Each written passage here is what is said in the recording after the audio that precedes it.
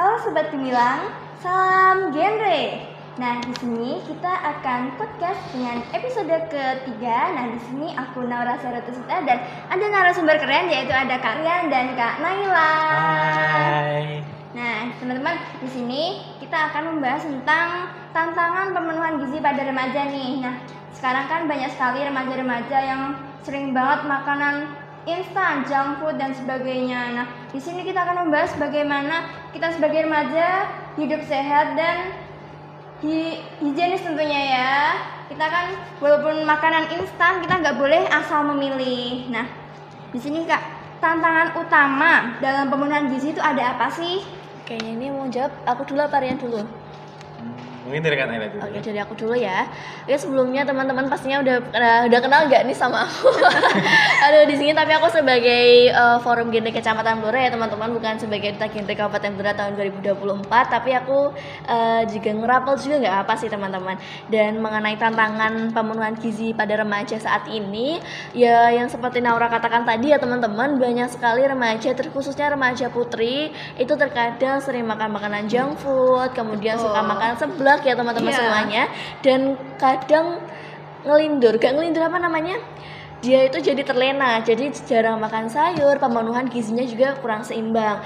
Dan ada juga nih teman-teman semuanya mengenai ada gangguan kesehatan, yaitu namanya itu ada anoreksia nervosa sama bulimia nervosa. Nah, apa nih anoreksia nervosa sama bulimia nervosa?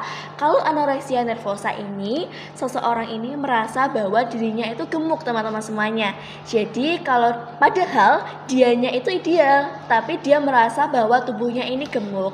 Jadi dia akan menerapkan diet yang berlebihan kepada dirinya.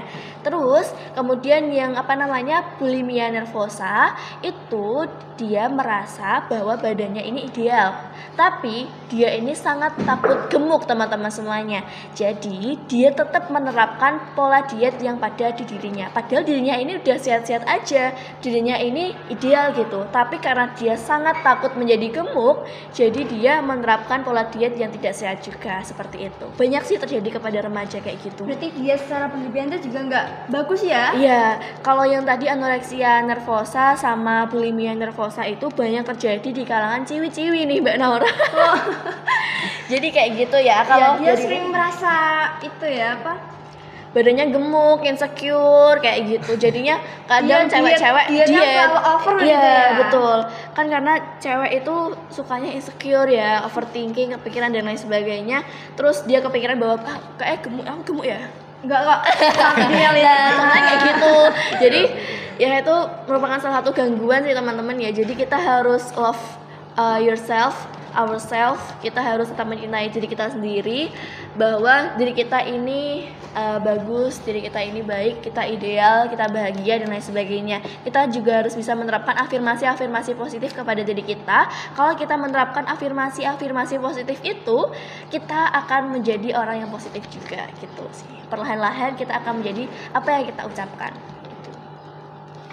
Ya, terus kalau dari Rian nih, dari Kak Rian bagaimana? Sebelumnya perkenalan dulu boleh nggak nih? Boleh dong, masa nggak boleh? Nama aku ini Rian Pratama ya, dipanggilnya Rian aja. Nah kebetulan nih aku juga menjadi forum genre di Kabupaten Blora. Oke, menanggapi hal yang tadi itu kebetulan saya juga suka nih makan mie instan. Oh iya, mie instan juga. Dan kebetulan di depan sekolah itu kayaknya ada yang jual ya. Ya ada. Jadi mie instan itu enak banget, Mbak. Iya, tapi aku juga suka mie instan kok. Suka. Iya. Tapi ya teman-teman, ini FYI aja. Kebetulan mie instan itu juga makanan yang tinggi karbohidrat. Betul. Dan berlebihan karbohidrat itu juga tidak baik. Nah, apalagi kalau sekarang itu kalau orang-orang Indonesia kalau belum makan nasi itu belum makan ya teman-teman. Ya, jadi kadang makan mie plus makan nasi itu double karbo. Kayak gitu. Oke. Kasihan organ kita ya yang memproduksi untuk mengolah makanan itu lebih ekstra lagi gitu. Oke. Nah, ini lanjut aja ya, Mbak. Iya, silakan dong. Nah, kebetulan itu juga anak muda itu sukanya yang manis-manis nih, Mbak Naura. Iya. Manis-manis kayak siapa tuh? Nah, manis-manis itu bisa juga kita terkena yang namanya sugar crush. Dimana kadang itu kita berlebihan energi karena makanan manis. Nah paling sering itu kita itu kalau di kartun-kartun atau di film-film itu dikaitkan dengan kita sering makan coklat nih Mbak Nel. Ya. Lalu padahal itu nggak cuma coklat aja, mungkin kita bisa minum dari es teh, terus bisa kayak makan dari, mungkin kalau yang manis-manis di era sekarang itu aku ya kayaknya. Aduh, baru masuk nih jokesnya. Nah, mungkin kayak permen, lalu ada coklat, Ya, lalu dessert ada permen es gitu teh, ya. ya Iya. dessert-dessert itu sebenarnya itu nggak baik, bisa juga kita kena diabetes. Dan kadang itu remaja itu pada ngira nih Mbak Nau, kalau remaja itu nggak bisa kena diabetes. Ya, ini masih banyak banget perspektif pandangan mengenai kalau bahwasanya remaja itu nggak bakalan bisa kena penyakit, ya Nah. kan? Yang kena diabetes itu pasti ngomongnya Orang tua. iya orang tua. Padahal enggak, diabetes Iya. itu bisa terkena di remaja. Dan kebetulan itu teman saya juga ada nih Mbak Nau yang udah kena diabetes. Ya, jadi buat pelajaran ya teman-teman semuanya bahwa diabetes atau penyakit-penyakit kronis juga yang juga bisa menyerang remaja. Jadi nggak cuman di masa tua aja, tapi kalau sudah menyerang di remaja, besok masa tuanya gimana kayak gitu. Jadi investasi aja. Jadi kita di remaja kita makan makanan yang sehat buat investasi di masa depan kita. Bahkan diabetes pun bisa menyerang anak bayi nggak sih kak? Yang masih anak-anak balita nih. Soalnya kan aku juga sering lihat banget di TikTok nuber FYP. Nah itu kan udah ada kak anak bayi, anak balita yang udah kena diabetes. Nah itu diabetes itu turun temurun atau bagaimana? Ada yang mengatakan turun temurun, namun itu yang paling besar faktornya itu adalah pola hidup kita. Jadi kayak konsumsinya apa dan lain sebagainya, terutama konsumsi gula yang tadi Rian sampaikan kayak gitu. Jadi kita sebagai remaja itu harus pintar dalam memilah dan memilih makanan yang baik buat tubuh kita kayak gitu. Aduh Kak belibet, ini suara aku kayak gimana ya? Yang baik buat tubuh kita kayak gitu. Ya, terus tadi kan udah di penyebab utama tantangan pemenuhan gizi. Nah kemudian tuh perubahan gaya hidup remaja yang mempengaruhi pola makan dan status gizi. Nah itu kayak gimana sih? Kayak perubahan gaya hidup remaja yang mempengaruhi pola makan mereka sama status gizi. Nah, kalau ini aku izin jawab dulu ya. Iya, Aku tahu aja gimana nih. Kalau semuanya kadang kayak gini, kita beradaptasi pada lingkungan yang baru ya teman-teman. Terkadang kayak dari SMA, lulus dari SMA masuk ke perkuliahan, itu pastinya teman-teman pada kaget, terutama pada saat PKKMB itu banyak banget acaranya, ospek, PKKMB, ospek jurusan dan lain sebagainya, itu banyak banget kegiatannya dan padat. Jadi teman-teman yang dari waktu SMA masuk ke perkuliahan itu butuh adaptasi. Dan kalau teman-teman belum bisa adaptasi, ini juga bisa berpengaruh pada pola makan kalian sehari-hari. Kemudian juga kalau teman-teman di sini pada UAS ujian gitu kepikiran kan pastinya kan, dan itu bisa mempengaruhi pola makan kita juga. Kalau kita kepikiran, kita bakalnya mengenai hasrat untuk lapar ini dikesampingkan. Jadi kayak kita fokus sama belajar terus. Ini kan sedang ujian ya? Iya, masih masa-masa ujian. Masa-masa ujian ya teman-teman. Jadi meskipun kalian memang harus belajar, tapi jangan lupa makannya. Makan itu merupakan salah satu kebutuhan paling dasar manusia. Kalau kita nggak makan, badan kita lemes. Sel-sel di dalam tubuh kita itu nggak akan dapat makanan. Kita juga nggak bisa bekerja dengan semangat kayak gitu. Dari Kak Rian? Dari aku nih, dari aku kalau misalnya di kehidupan remaja nih, khususnya di SMA ini, itu banyak anak yang nggak makan pagi atau Iya, nggak sarapan. sarapan, dan mereka itu nganggapnya itu kayak aku nggak sarapan nggak apa-apa nggak sih, padahal sarapan itu juga menjadi salah satu kebutuhan energi untuk kita asupan belajar di sekolah. Dan juga terkadang banyak anak yang suka begadang. Nah iya betul. Jadi kalau misalnya ada perspektif menganggap itu besok libur, aku begadang aja terus bangunnya jam 1 siang, akhirnya juga nggak sarapan atau mungkin jam 12. Nah itu juga langsung ke makan siang nih kan Kak. Nah jadinya itu kayak pola makan kita itu bisa berubah karena hal tersebut. Hal yang terkadang kita anggap remeh, contohnya juga kayak main game, lalu sampai lupa makan yang tadi seperti dibilang Mbak Naila, itu terkadang juga mempengaruhi bagaimana remaja itu bisa mempengaruhi pola makan mereka, terutama stres gitu ya. Iya, terutama pada psikisnya remaja. Terkadang kita sebagai remaja itu juga mikir, aku nek mangan iki terus sing manis-manis iku untuk diabetes gak sih? Terus akhirnya itu juga kita pernah kepikiran sih Mbak Nau, kayak kita sering makan manis-manis, jadinya itu kita kayak ngerasa, wah iki aku makan manis terus, iki aku tak hindari gak ya? Padahal itu juga kayak salah satu membuat kebutuhan kita kita. Iya. Sebenarnya semuanya yang kita konsumsi itu dibutuhkan ya teman-teman, termasuk gula. Tapi kalau semuanya itu berlebihan, itu juga nggak baik sama tubuh kita. Ya sebagai dasarnya sih semuanya yang berlebihan itu nggak baik. Berlebihan mikir, berlebihan belajar, berlebihan produktif itu juga nggak baik. Jadi semuanya yang berlebihan itu nggak baik. Kita harus konsumsi apapun yang cukup, jangan sampai kurang, jangan sampai berlebihan juga, nanti bisa obesitas. Kalau kekurangan nanti bisa kurang energi kronis kayak gitu. Iya.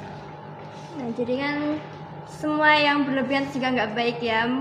Berarti kalau aku biar manis tuh juga nggak boleh. Nggak boleh Nggak dong. boleh.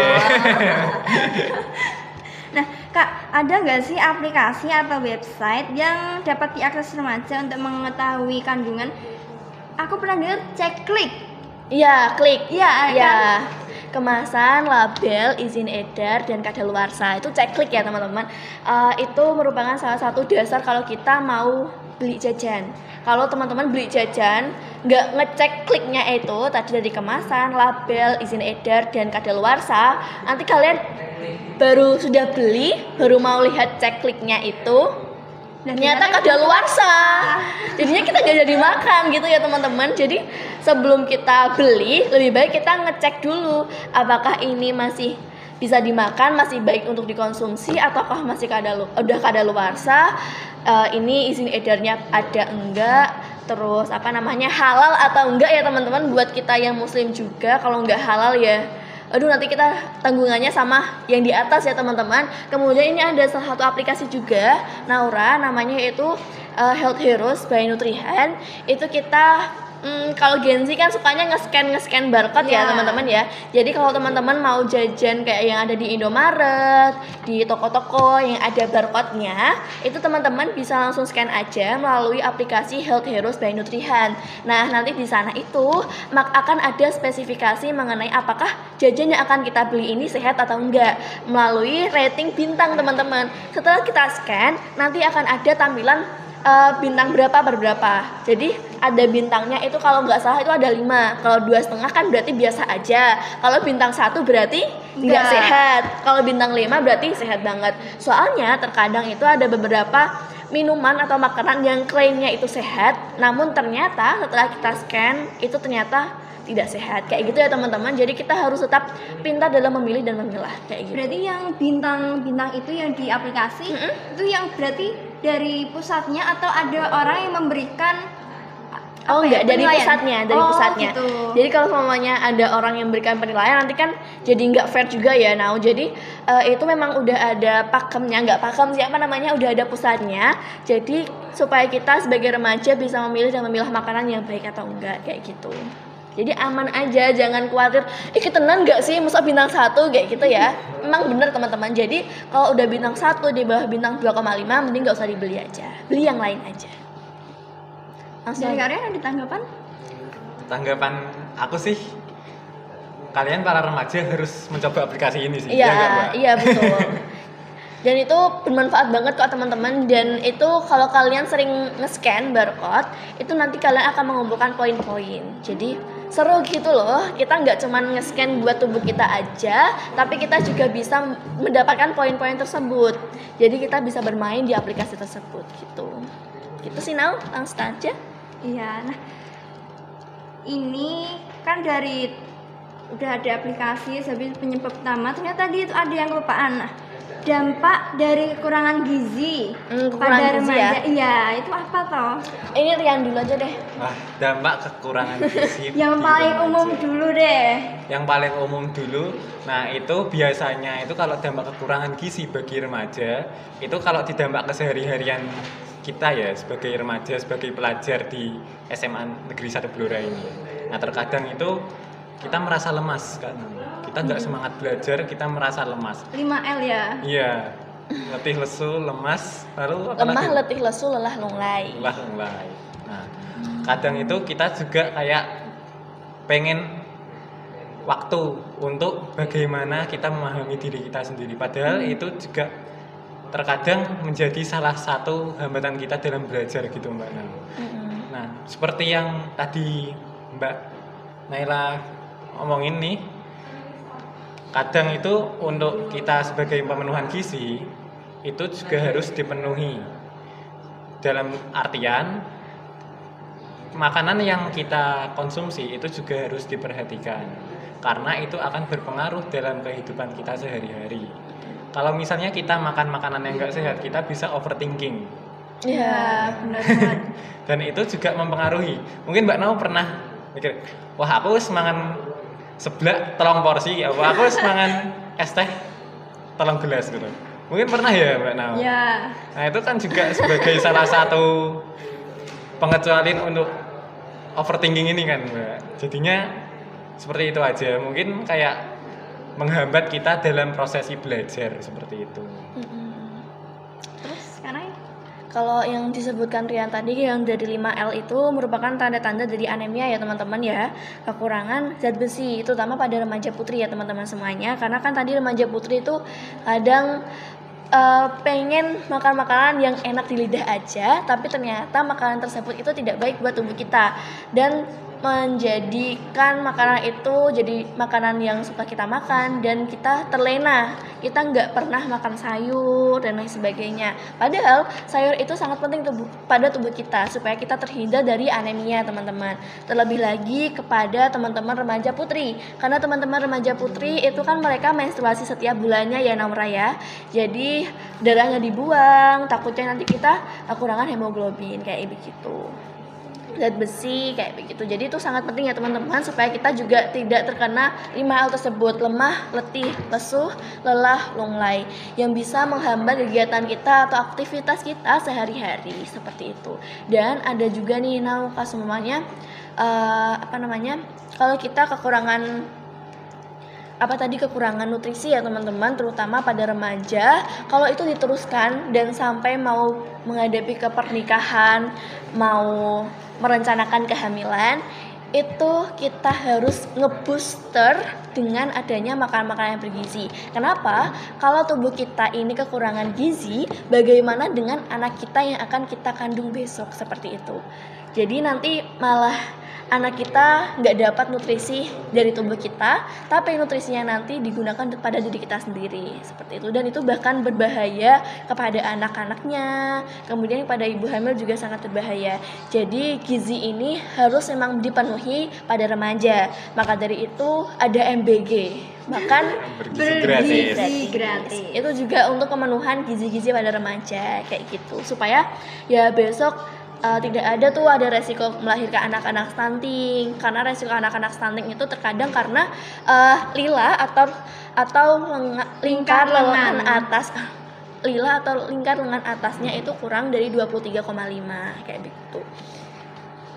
Ya, berarti itu salah satu cara mengatasi kekurangan gizi ya. Nah, selain itu ada nggak sih Kak cara mengatasi masalah kekurangan gizi pada remaja? Kalau yang anemia itu ya teman-teman, kita itu harus ngebooster dengan minum tablet tambah darah setiap rutin ya. Kalau setiap hari itu ketika kita menstruasi. Ketika kita menstruasi, kita meminum tablet tambah darah setiap hari. Namun ketika kita tidak sedang menstruasi, kita bisa meminum tablet tambah darah seminggu 1 kali ya teman-teman. Dan mungkin pemenuhan nutrisi yang harus digencarkan ini mengenai isi piringku ya teman-teman. Program dari edukasi gizi anemia itu ada yang namanya isi piringku. Sekarang udah nggak 4 sehat 5 sempurna lagi, namun sekarang namanya adalah isi piringku, yaitu isinya 3 30 biar bisa kita mengingatnya dengan mudah.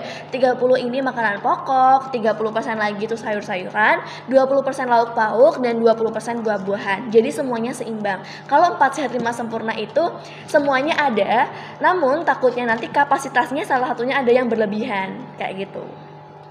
Kalian ada tanggapan nggak? Kayaknya udah dibahas.